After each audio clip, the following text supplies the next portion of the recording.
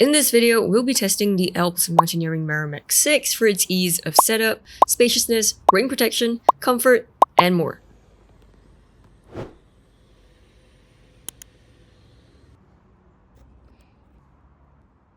Out of the box, this is what I got: the Rainfly, a gear loft, carry bag, tent body, 3 poles, repair patches, 6 guidelines, 14 stakes, and a stake bag. Now, here's the full setup time-lapse, plus a rough breakdown on how to set the tent up. First, grab the 2 longer poles and secure each into the pins at each corner. Next, pick both these poles up and secure the top clip to the top pole, followed by another 20 pole clips around the entire tent. The last pole goes down the center of the Rainfly to be secured this time by pole pockets. Then just drape the Rainfly over the tent, making sure the pole goes over the 2 doors of the tent. To secure the Rainfly, there are 8 pole wraps and 4 easy clip buckles at the corners. And finally, just guy out the 6 guy lines and stake the tent body down with 8 stakes. Altogether, the entire setup will take about 12 minutes. Taking down the tent is just the opposite of the setup, and it took about 11 minutes. One con I noticed here is that the carry bag is quite a tight fit. It took me a full minute just to get everything zipped up, and this really slowed me down. For more details, I have a separate video with loads of instructions and tips to help you set up your tent more easily. For the base area, it's a square shape coming in at 115.5 inches for both the length and width, and that's a total base area of about 92.5 square feet. Now, what is the single pad sizing of this tent? Basically, you can fit 5 pads up top, another 1 at the bottom, and still have some space left over for gear. It's quite a tight fit, and the pads are shoulder to shoulder throughout the entire tent. They're also stacked as close to the walls of the tent as possible, with only a few inches of space left on each side.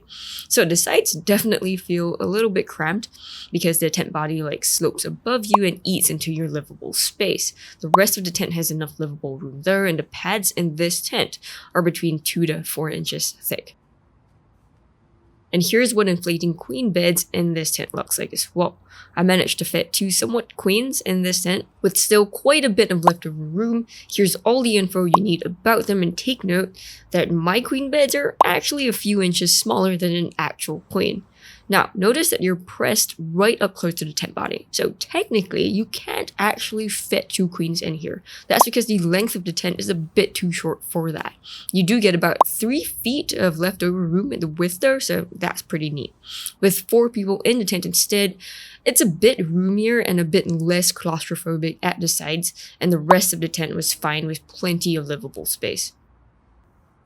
The peak height in this 6-person Meramac comes in at about 72.5 inches, or just slightly more than 6 feet. I'm nowhere near 6 feet there, so I can stand up perfectly fine with a decent amount of headroom left. But after I take 2 steps to any side, my head will touch the top of the tent. Take note that the peak height is also only in the middle, and the rest of the tent slopes downwards. There are 2 windows in the Meramac, one at the front and the other at the back. Each of them can be held open with 2 toggles at the bottom of each window, and when open, the dimensions come in at about 43 by 24 inches. The other 2 walls have no windows at all, just almost an entire block of fabric. As for window quality, each window has 2 zippers. I didn't find any branding on the zippers, but they were very snag-free, although sometimes the door toggle does get in the way, but it's not too big an issue. And when the window is open, you get a non-removable bug netting with holes that are about this big. Looks bigger than no-see mesh to me, but smaller than mosquito netting. The 2 windows of this tent are actually located on the 2 doors. To keep each door open, there are 2 toggles by the side of each door.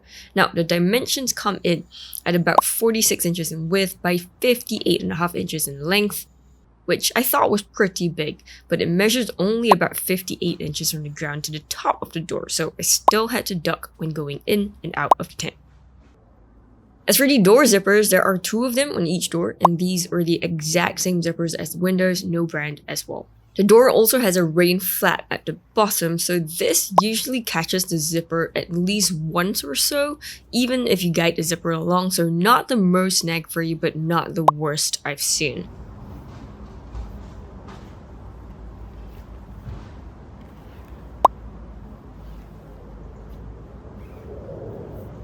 For storage, this tent has just one double pocket on this wall of the tent, another double pocket here, and one gear loft at the top.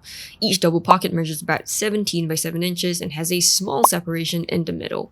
The gear loft is removable, comes in this square shape of 20 by 20 inches. You can reattach it to the top using 4 of these sort of S-hooks on the gear loft to the felt loops on the tent. And even with the gear loft in place, you can still hang a lantern on the top loop, and you can hang it on the other loops as well.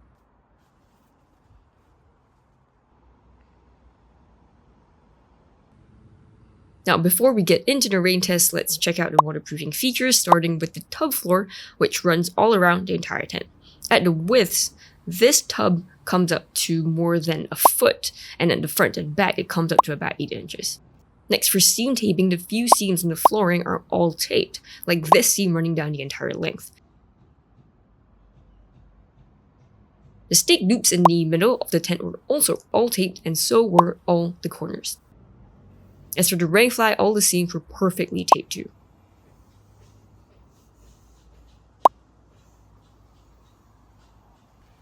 For rainfly protection, the left and right of the tent have a long rainfly length almost touching the ground, while the back and front of the tent have a shorter rainfly length. The sides of the tent with a short rainfly have a little bit of an awning held up by a rainfly pole. It's enough just to cover the door and nothing else. Here's what it looks like when I put a measuring tape vertical to the awning. The sides of the tent with the longer rainfly actually have vents at the bottom. ALPS Mountaineering provided these short guy lines to attach to the bottom of the rainfly here, and this allows you to guy out the rainfly. This was a huge plus, being able to pull the rainfly away from the tent body, providing quite a big gap for ventilation. From the inside, this is what the vents look like, and this entire panel at the bottom is just pure mesh for ventilation. Now, if you're camping in cold weather, you can just readjust the guy lines from the outside and have the rainfly as close to the tent body as possible. The gap becomes much smaller, and this helps keep the heat inside the tent.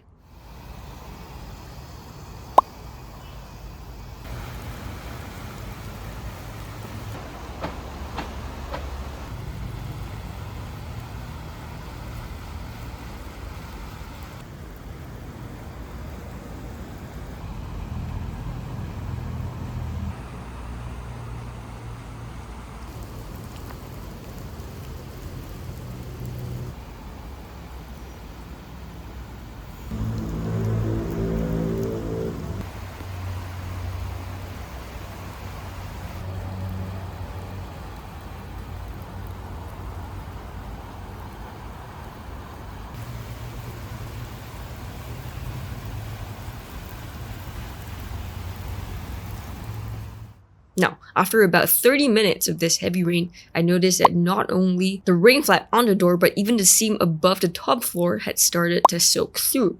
So I stopped the test to check in on the tent, and here's all the leakage that I found inside the tent.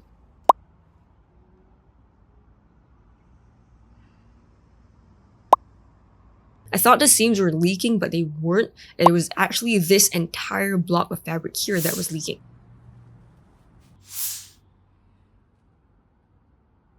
That's because the rainfly doesn't cover much of the back and front, so a lot of water runs over the tent body. I also noticed that the corner to the left didn't leak, but the one to the right had leaked a crazy amount of water. And I found out later on that there was actually a hole in that corner, so overall definitely not the best experience in the rain. As for materials, the flooring is made of 75D polyester taffeta with a 1500mm coating. The rainfly is exactly the same, 75D polyester taffeta, 1500mm coating. Zippers are number 8 zippers with no branding. The poles are made from fiberglass, and these are about 11mm thick. The guy lines are just regular shot cord with an easy to use tensioner. The stakes are simple shepherd hook stakes. This tent meets flammability requirements and is made in China. Under the rainfly, this is how much mesh you'll find on the tent body, which isn't much, maybe only a quarter of the tent. The front and back are almost all fabric, and the sides only have a couple of small panels with mesh. For portability, the Meramac 6 has a pack size of about 26 by 9.5 by about 8 inches. There is a kind of short handle at the top, and the total weight of everything comes in at about 15.8 pounds. For pros, I think the pricing is quite affordable. It's just a few tens of dollars more expensive than a budget tent like Coleman. You get a pretty decent quality tent from a decent brand, and here are all the official materials and specs to take note of if you need that info. Plus, it also comes with a lifetime warranty, which Coleman unfortunately doesn't have. I also thought the Meramac was really well designed for a budget tent. It comes with not just enough stakes, but enough guy lines, guy out points for all 4 sides of the rifle line, and even double the number of tent body stakes.